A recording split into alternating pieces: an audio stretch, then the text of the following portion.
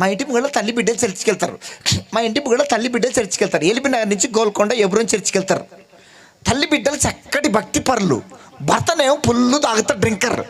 ఆ తల్లి బిడ్డలు మా ఇంటికి వచ్చి మొరపెట్టుకుంటారు, అన్నా మేమిద్దరం పరలోకంలో ఉంటే మా నాయన నరకానికి వెళ్తాడు అన్నా, తాగి సస్తట్టుండన్నా, మా నాయన యేసుప్రభు నమ్ముకోవాలన్నా, మా నాయన రక్షణ తీసుకొని ఎప్పుడు చచ్చిపోయినా మాకు చింత లేదన్నా, మేమేం పరలోకంలో ఉంటావు, మా నాయన నరకంలో ఉంటాడన్నా, మా నాయన రక్షణ కోసం ప్రార్థన చేయండి అని ఆ తల్లి బిడ్డలు మా ఇంటికి వచ్చి మొరపెట్టుకునేది. నేను కూడా వ్యక్తిగతంగా ప్రార్థన చేసేది.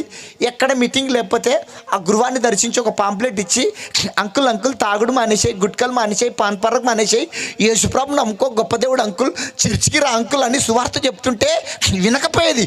పాంప్లెట్ ముద్దలాగా చేసి నా మొక్క మీద గీసిరి కొట్టి, ఫోరా దేవుళ్ళాడు గివులాడు, ఫోరా దేవుళ్ళాడు గివులాడు ఇట్లా అనేది. ఎంత చెప్పినా వినకపోయేది. తాగి పక్షపాతం వచ్చింది. ఏమొచ్చింది? పక్షపాతం అంటారు మీరు. తాగి పక్షపాతం వచ్చింది.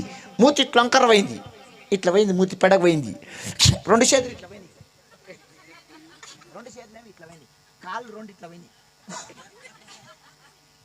ఇప్పుడు వస్తుండే చర్చికి, నేను చర్చికొస్తా,